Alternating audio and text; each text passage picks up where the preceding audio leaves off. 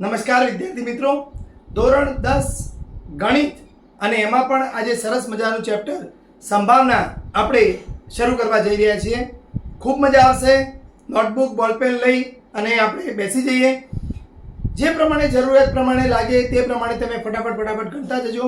વિડીયોમાં મજા આવે તો લાઈક કરજો, ચેનલને સબસ્ક્રાઈબ કરજો અને તમારા મિત્રોને આ મિતેશ મેથ્સ ચેનલ વિશે જણાવજો. શરૂ કરીએ. સંભાવના, પ્રોબેબિલિટી. એવું નથી કે ધોરણ 10 માં આવે એટલે જ તમને સંભાવનાની ખબર પડી. જ્યારે પણ કોઈ પણ માણસ અભણ છે, કંઈ જ જ્ઞાન નથી ગણિતનું, વિજ્ઞાનનું કંઈ, છતાં પણ એ લોકો બોલતા હોય છે કે આજે વરસાદ પડવાની સંભાવના છે. એમને ખબર નથી કે સંભાવના શું છે, છતાં પણ જો તું આ ફૂડ ખાઈશ કે જો તું વાસી દૂધ કંઈક ખાઈશ, પનીર ખાઈશ તો તું માંદા પડવાની સંભાવના વધી જશે. એટલે આ બધી જ વસ્તુઓ સંભાવના છે. The game of chance. તો પહેલા આપણે સંભાવના શું છે અને એની શરૂઆત કોણે કરી? તો સંભાવનાની સૌ પ્રથમ ગાણિતિક, બાકી શરૂઆત તો છે જ, પણ એને એઝ અ મેથેમેટિકલ કોન્સેપ્ટમાં લાવનાર બર્નોલી, ઇટાલિયન મેથેમેટિશિયન. ત્યાર પછી જે સંભાવના આવ્યું એના અંદર જુદા જુદા થિયરમ્સ, પ્રમેયો આપનારા લાપ્લાસ, બર્નોલી, ડી મોઇવર્સ. તો હવે અહીંયા સંભાવનાની બે વ્યાખ્યાઓ છે. એક વ્યાખ્યા છે પ્રાયોગિક વ્યાખ્યા અને એક વ્યાખ્યા છે સૈદ્ધાંતિક વ્યાખ્યા. તો પ્રાયોગિક વ્યાખ્યા શું કહે છે? કોઈ ઘટના ઈની સંભાવના. એટલે જો પહેલી વસ્તુ, ઘટના ઘટે કે ઘટના હોય તો એની સંભાવના હોય. હું એમ કહી દઉં સંભાવના 2, પણ શેની સંભાવના? હું તમને ભણાવું છું, તમને ખબર પડે એની સંભાવના કેટલી? જો હું તમને ભણાવું અને તમને ખબર પડે, બધી જ ખબર પડી જતી હોય તો તમે 4-5 મિત્રો ભેગા થઈને શું કહો કે મિતેશ સર જે ભણાવે છે ને એમાં તમને ખબર પડી જ જશે 100%. એટલે એનો મતલબ 100%. એટલે મારી જે સંભાવના હું ભણાવું ને તમને સમજાય એ 1ની નજીક છે એવું કહેવાય.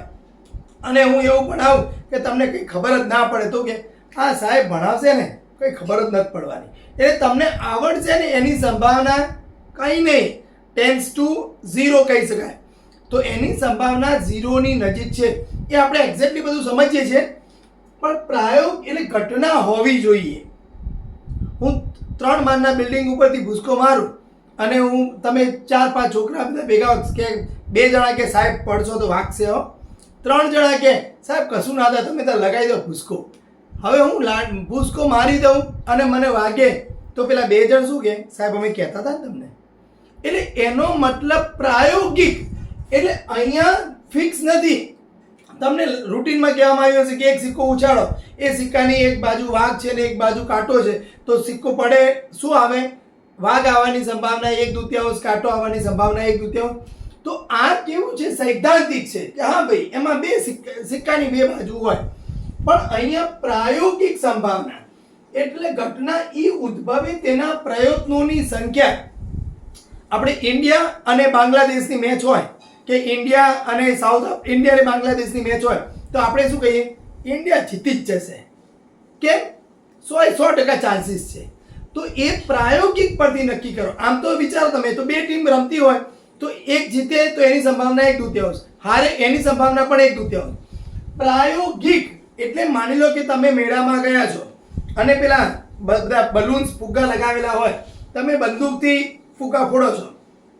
હવે માની લો કે તમે કોઈ કોઈન લીધો અને એમાં તમને 10 ટ્રાયલ આપવામાં આવે છે કે 10 વખતે તમારે ગોળી મારવાની છે. તો હવે એ 10 વખતે ગોળી મારી એમાં 7 વખતે ફુગ્ગા ફૂટી ગયા. તો હવે જ્યારે તમે બીજી વખતે ગોળી મારવાનો વિચારો તો તમારી સંભાવના કેટલી થઈ ગઈ કે ભાઈ મારી સંભાવના, હું 10 ટ્રાય મારું છું એમાંથી 7 વખતે મારી અહીંયા બલૂન્સ ફૂટી જાય છે. તો તમારી સંભાવના થઈ ગઈ 7/10. તો એને કહેવાય પ્રાયોગિક સંભાવના, પ્રાયોગિક વ્યાખ્યા. આમ તો કાયદેસર જોવા જાઓ તો તમે બંદૂક મારશો શું થશે? કાંઈ ફૂકો ફૂટશે કાં ફૂકો નહીં ફૂટે. એટલે સંભાવના કેટલી? 1/2. પણ અહીંયા પ્રાયોગિક સંભાવના એવું કહેવામાં આવે છે કે માની લો કે ઓલિમ્પિકમાં કોઈ જબરજસ્ત ખેલાડી છે, અહીંયા બંદૂકની ગોળી મારે ફૂટી જ જાય છે. તો આવા કેસમાં એની સંભાવના તમે એવું કહેજો કે આની સંભાવના વધારે છે, તો એ પ્રાયોગિક સંભાવના છે. આપણે અહીંયા આ ચેપ્ટરના અંદર લગભગ બધા જ કેસમાં સૈદ્ધાંતિક વ્યાખ્યા જ આપણે કરવાની છે. એટલે લગભગ બધા જ સૈદ્ધાંતિક વ્યાખ્યા ઉપર જ આગળ વધે છે. પ્રાયોગિક વ્યાખ્યા લગભગ તમને કોઈ કહેતું નથી.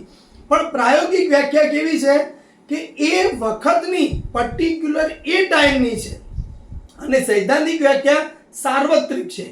હું અહીંયા સિક્કો ઉછાળું તો વાઘ પડવાની સંભાવના 1/2, કાંટો પડવાની સંભાવના 1/2. કોઈ એમ કે અમેરિકામાં જઈને સિક્કો ઉછાળો તો પણ એના એ જ જવાબ મળે છે. એટલે એ સૈદ્ધાંતિક વ્યાખ્યા. તો સૈદ્ધાંતિક વ્યાખ્યા આપનાર ગણિત શાસ્ત્રી કોણ? તો એ ગણિત શાસ્ત્રીનું નામ છે Laplace. The name of mathematician Laplace. લાપ્લાસે સૈદ્ધાંતિક વ્યાખ્યા આપી, અને એ સૈદ્ધાંતિક વ્યાખ્યા શું હતી? કોઈ પણ ઘટના ઈ ઘટે એની સંભાવના કેટલી? તો ઘટના ઈ માટે સાનુકૂળ પરિણામોની સંખ્યા, જે તમને ખબર જ હોય. પ્રયોગના તમામ પરિણામોની સંખ્યા, એ પણ તમને ખબર હોય. ધારી લો કે હું મારી પાસે અહીંયા કોઈ એક પાસો છે, એના અંદર 1 2 3 4 5 અને 6. તમે આ બધા ઘણી વખતે રમેલા છો, સાપ સીડી રમો તો આમ પાસો ફેંકો. તો કોઈ પણ પાસો ફેંકીએ આપણે તો એના જે પરિણામો છે કયા કયા આવી શકે? કાં તમારો જવાબ 1 આવે, 2 આવે, 3 આવે, 4 આવે, 5 આવે કે 6 આવે. તો પ્રયોગના તમામ પરિણામોની સંખ્યા, તો નીચે શું થઈ ગયું તમારી પાસે? ભાઈ 6 પરિણામો છે કુલ. હવે હું એમ કહું કે મારે જે અહીંયા પડે પાસા ઉપર એ 5 અથવા 5 કરતા વધારે પડે એની સંભાવના કેટલી? તો 5 અથવા 5 કરતા વધારે કયા કયા કેસીસમાં તમને મળે? તો એક 5 મળે અને એક 6 મળે. આ બે જ કેસ છે. તો ઘટના ઈ માટે સાનુકૂળ પરિણામો, તો અહીંયા સાનુકૂળ પરિણામો મારી ઘટના માટે કયા છે? 2. તો મારો જવાબ શું આવશે? 2/6 યાની 1/3. કોઈ એવું કે ભાઈ બેકી સંખ્યા મળે એની સંભાવના, તો બેકી સંખ્યાના સાનુકૂળ પરિણામો કયા છે? તો 2 4 અને 6. તો એનો મતલબ શું થઈ જાય તમારી પાસે કે 3. તો 3 પરિણામો એને સાનુકૂળ છે, તો 3/6 તમારો જવાબ આવી જશે. તો હવે એના પછી એક વ્યાખ્યા છે પ્રાથમિક ઘટના. પ્રાથમિક ઘટના, તો જે કોઈ પણ ઘટના ઘટે છે અને એ ઘટના સંભાવના ધરાવતી હોય, એક જ સંભાવના ધરાવતી હોય, તો એને શું કહેવામાં આવે છે?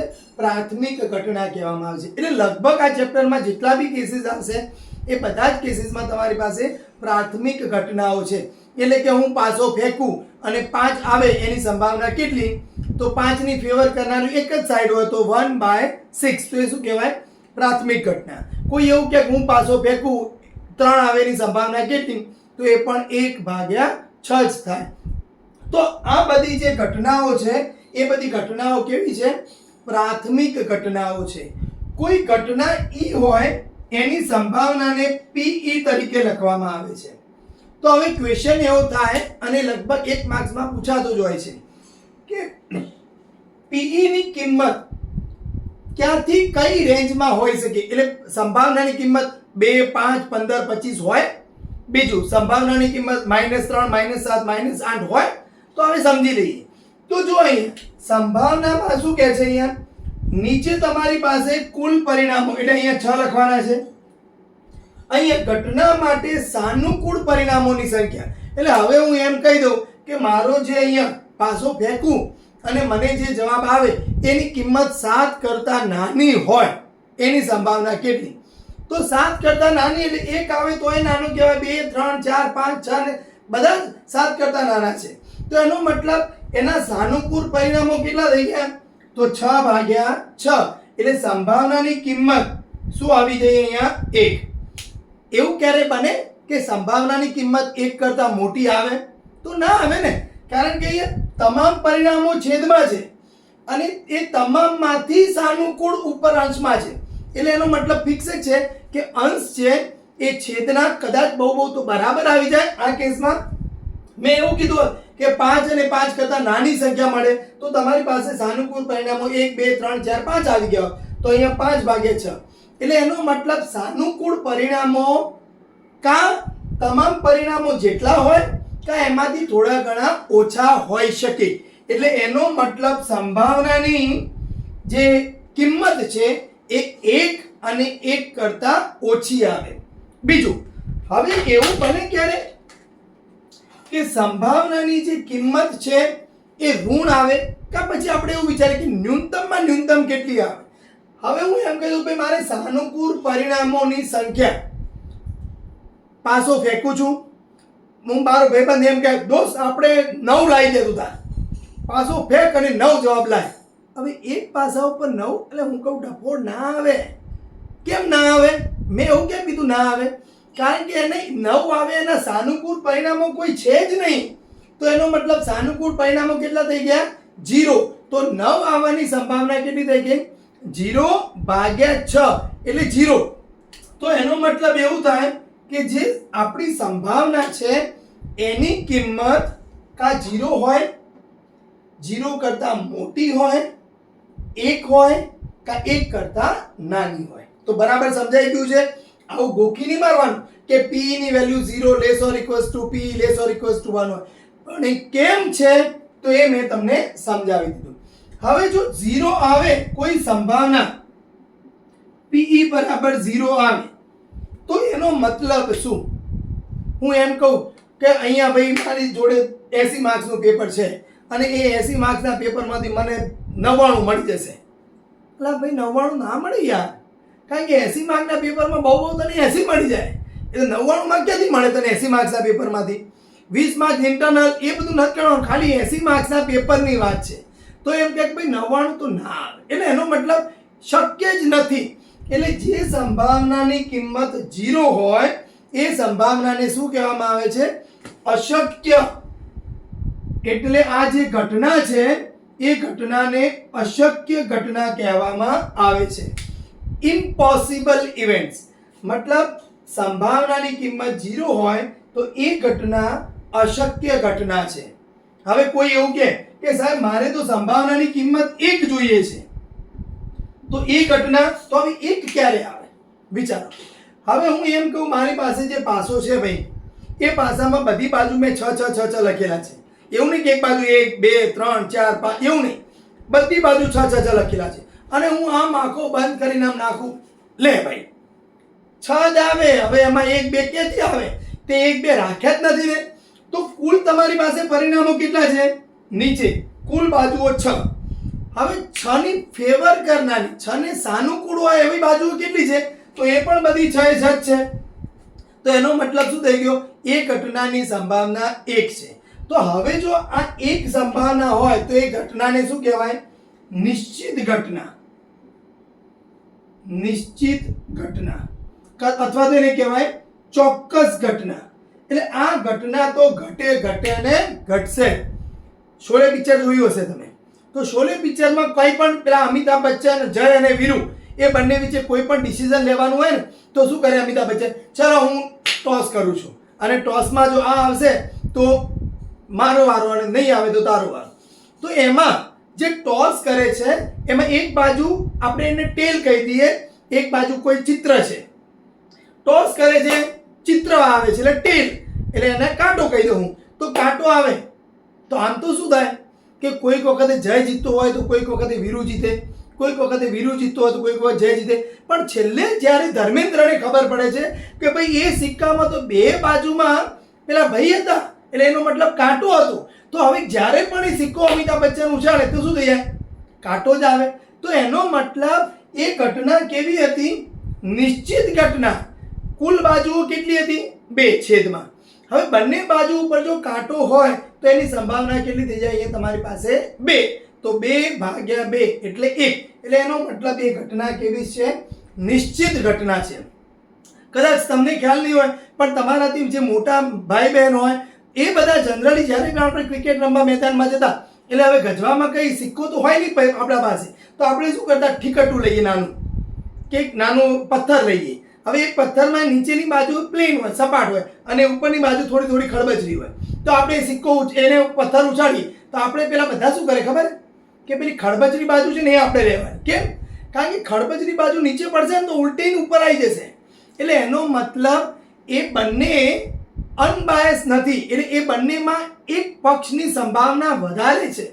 તો એવી ઘટનામાં 1/2 નહીં બને. પણ અહીંયા જે બચ્ચન હતો એ બચ્ચન પાસે જે સિક્કો હતો એમાં બંને બાજુ કાંટો હતો, એટલે એનો મતલબ એની સંભાવના 1 છે. તો હવે અહીંયા તમને બરાબર સમજાઈ ગયું છે કે સંભાવનાની કિંમત 0 કરતા મોટી 0 હોઈ શકે, 1 હોઈ શકે અને 1 કરતા નાની જ હશે. જો 0 હોય તો એને અશક્ય ઘટના કહેવામાં આવે છે, 1 હોય તો એને નિશ્ચિત ઘટના કે ચોક્કસ ઘટના કહેવામાં આવે છે. હવે બીજું કે માની લો કે મારી પાસે કોઈ ઘટના છે, એની સંભાવના 0.5 છે, કે ચલો હું 0.4 કહું એટલે તમને વધારે સમજાશે. તો આ ઘટના એટલે ઈ ઘટે એની સંભાવના 0.4 છે, તો ઈ ઘટે નહીં એની સંભાવના કેટલી થશે? એટલે જો હવે બે કેસ હોય, કા ઈ ઘટે કા ઈ ઘટે નહીં. એટલે આ સંભાવના જો બને એની સંભાવના 0.4 હોય તો ન બને એની સંભાવના કેટલી હોય? તો 0.6. કારણ કે આનો મતલબ શું થઈ ગયો કે 4/10. તો એવું કહે છે કે 10 કિસ્સામાંથી 4 કિસ્સા ઈ ઘટે એને સાનુકૂળ છે. તો સાનુકૂળ ન હોય એવા કેટલા વધ્યા? તો 6. તો એનો મતલબ શું થઈ ગયો તમારી પાસે કે કોઈ પણ ઘટના ઈ હોય તો PE અને PE બાર એનો સરવાળો કેટલો થાય? 1. કેમ 1 થાય? ફરીથી જુઓ તો અહીંયા જો ઈ ઘટે તો એનો 4 કેસ છે તો 4/10. ન ઘટે તો એમાં પણ કેટલા થઈ ગયા? 6/10. તો અહીંયાનું ડાબી બાજુનું સાદુરૂપ આપો તો નીચે 10 લસાવી લો, ઉપર શું થઈ જશે? 10/10 એટલે 1. તો આ પણ તમારે યાદ રાખવાનું છે કે કોઈ પણ ઘટના ઈ માટે ઈની સંભાવના અને ઈ બાર કહેવાય. ઈ બારને શું કહેવાય? પૂરક ઘટના કહેવાય. પૂરક ઘટનાની વ્યાખ્યા શું થશે? ઘટના ઈ ન ઘટે તો એને પૂરક ઘટના ઈ બાર કહેવામાં આવે છે. તો એની સંભાવનાને શું લખવામાં આવે છે? P ઈ બાર લખવામાં આવે છે. તો આ યાદ રાખી દેવાનું, PE પ્લસ P ઈ બાર બરાબર શું હશે? 1 હશે. એનાથી બીજું કે ધારો કે હું એમ કહું કે ભાઈ અહીંયા મેં પાસો ફેંક્યો, 1 2 3 4 5 6 નંબરમાંથી કોઈ નંબર આવે, કોઈ એમ કે ભાઈ મારી એવું જોઈએ છે કે બેકી સંખ્યા આવે, એને હું ઇવન ઘટના કહું છું. તો P ઇવન ની સંભાવના કેટલી? તો 3/6. સમજાય છે ને કે 3 જે બાજુઓ છે એને સાનુકૂળ પરિણામ આપે, કુલ પરિણામો છે 6. તો બેકી સંખ્યા માટે ઇવન કહું છું. હવે એકી સંખ્યા આવે એને હું E2 કહી દઉં છું. તો એ પણ કેટલા થશે તમારી પાસે? 1 3 અને 5. અયુગ્મ સંખ્યા આવે એના પરિણામો સાનુકૂળ, તો 1 3 અને 5. યુગ્મ સંખ્યા આવે એના માટે 2 4 અને 6. તો આ બંનેનો જવાબ 3/6 3/6 એટલે 1/2 1/2 મળે છે. એટલે જે બે ઘટનાઓની સંભાવના સરખી હોય, જે બે ઘટનાઓની સંભાવના સરખી હોય એ ઘટનાઓને સમસંભાવી ઘટનાઓ કહેવામાં આવે છે. ઘણી વખત એવું થાય કે આપણે કીધું ને કે ભાઈ ઇન્ડિયા અને બાંગ્લાદેશની મેચ હોય તો આપણે એમ જ કે હવે આમાં તો ઇન્ડિયા જીતી જાય, કંઈ જોવાની જરૂર ના હોય. પણ ઇન્ડિયા અને સાઉથ આફ્રિકાની મેચ હોય, ઇન્ડિયા અને ઓસ્ટ્રેલિયાની મેચ હોય તો આપણે કે ભાઈ હવે આમાં તો લોચો છે હો. કારણ કે ઓસ્ટ્રેલિયા જીતે, ઇન્ડિયા જીતે, કંઈ ના કહેવાય. સાઉથ આફ્રિકા જીતે, ઇન્ડિયા જીતે, કંઈ ના કહેવાય. તો એ ઘટનાઓ કેવી કહેવાય? સમસંભાવી ઘટનાઓ કહેવાય. પણ જ્યારે ક્રિકેટ ચાલતી હોય અને રોહિત શર્મા આઉટ થઈ જાય, કોહલી આઉટ થઈ જાય એટલે આપણે તરત કહીએ હવે ભાઈ ઇન્ડિયા માટે લોચો છે. એટલે મતલબ હવે ત્યાં તમારી સંભાવના ઇન્ડિયા જીતવાની ઘટતી જાય છે, ઓસ્ટ્રેલિયા જીતવાની વધતી જાય છે. પણ અત્યારે આપણે સમસંભાવીની વાત કરીએ છીએ. તો સમસંભાવી ઘટનાઓ કેવી ઘટનાઓ થશે કે જેમની સંભાવના સરખી હોય એ તમામ ઘટનાઓને સમસંભાવી ઘટનાઓ કહેવામાં આવે છે. બીજું જોઈએ. હવે માની લો કે મારી પાસે પ્રાયોગિક ઘટનાઓ છે.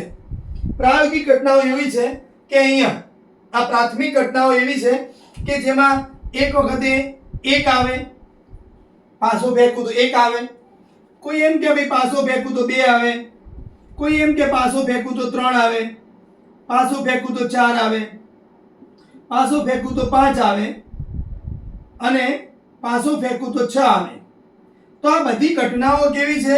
પ્રાથમિક ઘટનાઓ છે. તો હવે આ બધી જ પ્રાથમિક ઘટનાઓનો હું સરવાળો કરું તો શું થશે? વિચારો. આનો જવાબ શું આવશે? 1/6, 1/6, 1/6, 1/6, 1/6 અને 1/6. આ બધાનો સરવાળો કરવામાં આવે તો નીચે 6 લસા થઈ જાય, ઉપર 1 1 1 6 વખત છે તો 6/6 કરો એટલે 1 થઈ જાય. તો એ પણ યાદ રાખીએ કે જો કોઈ પર્ટિક્યુલર તમારી પાસે તમામ પરિણામોની વાત છે, એની બધી જ પ્રાથમિક ઘટનાઓ એમનો સરવાળો કરવામાં આવે તો એ પ્રાથમિક ઘટનાઓનો જે સરવાળો છે એ તમને શું મળે છે? 1 મળે છે. એટલે આનો ઉપયોગ અત્યારે આ 10મામાં નથી કરવાનો, પણ જેમ જેમ તમે આગળ જશો એમ એના પણ અલગ અલગ બધા કેસીસ જુદા ફંટાતા હોય છે અને ખૂબ જ ઇન્ટરેસ્ટિંગ સંભાવના ચેપ્ટર બનતું જાય છે. તો તમને બધાને ખબર પડી ગઈ છે કે પ્રાયોગિક વ્યાખ્યા શું છે, સૈદ્ધાંતિક વ્યાખ્યા શું છે, પ્રાથમિક ઘટના શું છે, પૂરક ઘટના શું છે, પીઈ અને પીઈ બારનો સરવાળો કેટલો થાય છે? 1. સંભાવનાની કિંમત 0 0 કરતા મોટી, 1 અને 1 કરતા નાની હોય છે. ખ્યાલ આવી ગયો છે? જોઈએ ઉદાહરણ નંબર 1. સિક્કાને એક વાર ઉછાળવામાં આવે, છાપ મળવાની સંભાવના શોધો તથા કાંટો મળવાની સંભાવના પણ શોધો. હમણાં હાલ જ આપણે કીધું એ પ્રમાણે. તો અહીંયા કુલ પરિણામો તમારી પાસે કેટલા છે? કોઈ પણ એક સિક્કાને ઉછાળો તો અહીંયા લખી દઈએ, એક સિક્કાને ઉછાળતા મળતા કુલ પરિણામો. તો તમારી પાસે હેડ અને ટેલ એમ બે જ છે. ફરીથી સમજીએ, જે છાપ છે એને કહેવામાં આવે છે હેડ અને કાંટો છે એને કહેવામાં આવે છે ટેલ. તો કુલ પરિણામો કેટલા છે? 2, હેડ અને ટેલ. એટલે છેદમાં તમારી પાસે શું જવાબ આવશે? 2. હવે છાપ મળવાની સંભાવના તમને કીધી છે તો છાપ મળે એને જે સાનુકૂળ પરિણામ કેટલું છે? 1. તો શું લખી દેવાનું અહીંયા? છાપ મળે તે માટે સાનુકૂળ પરિણામ 1 છે, કાંટો મળે તે માટે પણ સાનુકૂળ પરિણામ 1 છે. આથી છાપ મળવાની સંભાવના 1 કુલ 2, કાંટો મળવાની સંભાવના 1/2. બહુ એકદમ સરળ, તમને આવડી જ ગયું છે. હવે ક્વેશ્ચન એ થાય કે ભાઈ આ તો એક જ સિક્કાને ઉછાળ્યો, જો 2 સિક્કાને ઉછાળવામાં આવે તો આપણે સમજીએ કે માની લો કે 2 સિક્કાને ઉછાળવામાં આવે તો પરિણામો કયા હોઈ શકે? તો એવું બને કે બંનેમાં હેડ છાપ આવે, પહેલામાં છાપ આવે, કાંટો આવે, પહેલામાં કાંટો આવે, બીજામાં છાપ આવે, કે બંનેમાં ટેલ આવે, બંનેમાં કાંટો આવે. તો હવે હું એમ કહું કે ભાઈ 2 સિક્કાને ઉછાળવામાં આવે છે, બંને ઉપર છાપ મળે એની સંભાવના કેટલી? તો જો અહીંયા કુલ પરિણામો કેટલા છે? 1 2 3 અને 4. એટલે એનો મતલબ ફાઇનલ થઈ ગયો કે છેદમાં 4 આવવાના છે. બંને છાપ આવે એનું સાનુકૂળ પરિણામ કેટલું? 1 જ. તો જવાબ શું આવે? 1/4.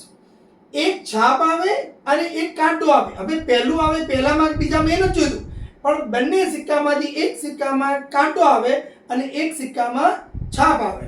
તો એના માટેના સાનુકૂળ પરિણામો 2, કુલ પરિણામો 4. બંનેમાં કાંટો આવે તો એ પણ કેટલું થશે? 1/4. હવે બરાબર સમજજો. હું એમ કહું કે ઓછામાં ઓછો એક કાંટો આવે. બરાબર સમજો, ઓછામાં ઓછો એક કાંટો એટલે એનો મતલબ એક તો કાંટો જોઈએ જ છે આપણે, એનાથી વધારે કાંટો આવશે તો ચાલશે. તો એના સાનુકૂળ પરિણામો કેટલા થયા? એક કાંટો એનાથી વધારે એટલે એનો મતલબ તમારા માટે સાનુકૂળ થયા 3. તો આની સંભાવના કેટલી થઈ જાય? 3/4. હવે એવું કહેવામાં આવે કે વધુમાં વધુ 2 છાપ મળે, વધુમાં વધુ 2 છાપ મળે એની સંભાવના. વધુમાં વધુ 2 છાપ એટલે 2 છાપ મળે તો એ ચાલશે, 1 છાપ મળશે તો પણ ચાલશે અને છાપ નહીં આવે તો પણ ચાલશે. તો કેટલા થઈ ગયા? વધુમાં વધુ 2 છાપ એટલે 2 છાપ, 1 છાપ ચાલશે, છાપ નહીં હોય તો પણ ચાલશે. તો એનો મતલબ અહીંયા 4/4 એટલે આ સંભાવનાની કિંમત આવી જશે 1. તો આ તો ચલો થઈ ગઈ આપણી પાસે વાત કે ભાઈ 2 સિક્કાને હું ઉછાળું છું તો શું થાય. કોઈ એમ કે ના ના સાહેબ આપણે તો 2 નહીં, આમ જોરદાર માણસ છે, 3 સિક્કાને ઉછાળીએ. તો 3 સિક્કાને ઉછાળવામાં આવે તો 3 માં છાપ આવે H H H. હવે 2 છાપ રાખીએ આપણે અને એક કાંટો કરીએ. તો હવે એને કાંટો છેલ્લો આવ્યો જરૂર નથી, આમ પણ આવી શકે અને આમ પણ આવી શકે. એટલે 2 છાપ અને એક કાંટાના બધા જ કેસીસ મેં લખી દીધા. હવે 1 છાપ અને 2 કાંટો તો આવું પણ બને. કોઈ એમ કે ના ના આપણે તો 3 તો કઈ વાંધો નહીં. હવે આના સિવાયનો કોઈ કેસ બાકી રહી જાય? ના રહી જાય, બધા જ કેસ આવી ગયા. હવે અહીંયા એવું કહેવામાં આવે કે 3 છાપ મળે એની સંભાવના કેટલી? તો જો કુલ પરિણામો કેટલા છે તમારી પાસે? 1 2 3 4 5 6 7 અને 8 એટલે કુલ પરિણામો 8 છે. 3 છાપ મળે એની સંભાવના 1/8. 2 છાપ મળે તો 2 છાપ અને એક કાંટો મળે એની સંભાવનાના સાનુકૂળ પરિણામો તો 3/8 થઈ જાય. વધુમાં વધુ 2 છાપ મળે, વધુમાં વધુ 2 છાપ એટલે 2 છાપ, 2 કરતા ઓછી છાપ અહીંયા નથી તો પણ એ 2 કરતા ઓછી થઈ ગઈ ને, એટલે વધુમાં વધુ 2 છાપ માટે વિચારો તમે તો આ બધા જ પરિણામો આવી જાય. એટલે 3 3 6 અને 1 7 તો એની સંભાવના કેટલી થઈ જાય? 7/8. આ વિડિયો બરાબર સાંભળજો, આમ સ્કીપ કરીને દોડશો ને તો કઈ નહીં ખબર પડે. કારણ કે એક વખતે હું જે તમને સમજાવું છું એ બરાબર તમારે ડિટેલમાં સમજવાનું છે તો જ તમને આઈડિયા આવશે. હવે ક્વેશ્ચન એમ થાય કે સાહેબ એક પાસો ફેંક્યો તમે તો 2 પરિણામો આવ્યા, 2 પાસો ફેંક્યો તો 4 પરિણામો આવ્યા, 3 પાસો ફેંક્યો તો 8 પરિણામ આવે. હવે જે હું તમને કહું છું એ એક્સ્ટ્રા મજા આવે કે કોઈ એમ કે ભાઈ 4 સિક્કા ફેંકવામાં આવે તો કુલ પરિણામો કેટલા આવે? 5 સિક્કા ફેંકવામાં આવે તો કુલ પરિણામો કેટલા આવે? તો હંમેશા યાદ રાખવાનું જ્યારે તમારી પાસે 2 બાજુ છે તો એક સિક્કાને ફેંકો તો 2 ની 1 ઘાત, 2 સિક્કાને ફેંકો તો 2 ની 2 ઘાત એટલે કુલ પરિણામોની સંખ્યા 2 ની 2 ઘાત. 3 સિક્કા ફેંકો તો 2 ની 3 ઘાત, 4 સિક્કા ફેંકવામાં આવે તો 2 ની 4 ઘાત, 5 સિક્કા ફેંકવામાં આવે તો 2 ની 5 ઘાત. એટલે કોઈ એમ કે ભાઈ હું 10 સિક્કા ફેંકું છું એમાંથી 10 માં છાપ મળે એની સંભાવના કેટલી? તમને આવડી ગયું? 10 સિક્કા ફેંકે છે એટલે કુલ પરિણામો તો છેદમાં 2 ની 10 ઘાત અને 10 માં છાપ મળે. 10 માં છાપ ક્યારે મળે? કે એક જ કેસ H વાળો તો એનો ફેવર કરનારો કેસ શું થઈ ગયો? 1. તો 1/2 ની 10 ઘાત, 2 ની 10 ઘાત તમે ગણશો તો 1024 આવશે. તો આની સંભાવના થશે 1/1024. તો 10 સિક્કા ફેંકવામાં આવે, 10 માં છાપ મળે એની સંભાવના 1/2024. થોડુંક વધારે થશે પણ કહી દઉં તમને હજી નેક્સ્ટ. ચલો 5 સિક્કા ફેંકવામાં આવે અને 4 હેડ આવે અને 1 ટેલ આવે એટલે 4 છાપ મળે અને 1 કાંટો મળે એની સંભાવના કેટલી? તો જો અહીંયા 5 સિક્કા ફેંક્યા એટલે છેદમાં તો 2 ની 5 ઘાત થઈ ગઈ છે. હવે અહીંયા જુઓ આવા કેસ કે જેમાં 1 ટી આવે બાકી બધા એચ આવે એની કેટલા કેસીસ બને? આવડી ગયું? 5 કેસ બને. એક અહીંયા ટી હોય, બીજો કેસ અહીંયા ટી હોય ને બાકી બધા એચ હોય, અહીંયા ટી હોય ને બાકી બધા એચ હોય, આ જગ્યાએ ટી હોય ને બાકી બધા એચ હોય, આ જગ્યાએ ટી હોય ને બાકી બધા એચ હોય.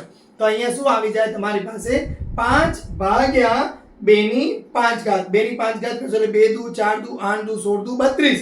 તો જવાબ આવશે તમારી પાસે 5/32 જવાબ આવી જશે. આ તો થોડું એક્સ્ટ્રા થઈ ગયું, આટલું બધું તમને નહીં પૂછાય. બહુ કદાચ પૂછી લે તો 5 સિક્કા ફેંકવામાં આવે તો એના સાનુકૂળ પરિણામોની સંખ્યા જ પૂછે તો 2 ની 5 ઘાત તમને આવડી ગયું છે. તો આ થયું આપણું ઉદાહરણ નંબર 1. એ તો બહુ જ નાનું હતું, પણ એના રિલેટેડ જેટલા બી સિક્કાના ક્વેશ્ચન હતા એ મેં બધા તમને સમજાવી દીધા છે. આગળ વધી ઉદાહરણ નંબર 2. એક થેલામાં લાલ, ભૂરો અને પીળો એમ 3 સમાન કદના દડા છે. આ બરાબર સમજવાનું છે, સમાન કદના. કૃતિકા થેલામાં જોયા વગર એક દડો થેલામાંથી યાદચ્છિક રીતે પસંદ કરે છે.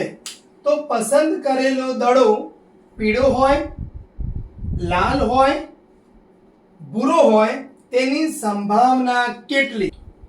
તો અહીંયા જો લાલ, ભૂરો અને પીળો એમ 3 દડા છે. એટલે અહીંયા 3 આપણા જો થેલો છે એમાં અહીંયા આ લાલ, પીળો અને ભૂરો એમ 3 દડા છે. જો એવું કહેવામાં આવે છે સમાન કદના. જો કે અહીંયા મેં સમાન કદના નતો દોર્યા, પણ સમાન કદના એટલે તમને ખબર ના પડે. આમ તો જો એક મોટો દડો હોય, એક નાનો હોય તો આપણે ખબર પડી જાય કે મોટો દડો છે આ છે, નાનો દડો છે આ છે. એવું નથી, સમાન કદના દડાની વાત છે. કૃતિકા થેલામાં જોયા વગર એક દડો થેલામાંથી યાદચ્છિક એટલે આમ અંદાજે આમ આમ આમ આમ કરી ફેરવી, અને આપણે ઘણી વખત પેલા ઇનામની લોટરીની ટિકિટો લઈએ તો આમ આમ આમ આમ ફેરવીને એક ટિકિટ પસંદ કરવામાં આવે તો એને શું કહેવાય? યાદચ્છિક. કોઈ પણ જાતનો પક્ષપાત કરવાનો નથી, એને કહેવાય યાદચ્છિક રીતે પસંદ કરે છે. તો તેને પસંદ કરેલો દડો પીળો હોય. તો હવે જુઓ કેટલા દડા છે? 3 દડા. તો અહીંયા તમારી પાસે કુલ પરિણામોની સંખ્યા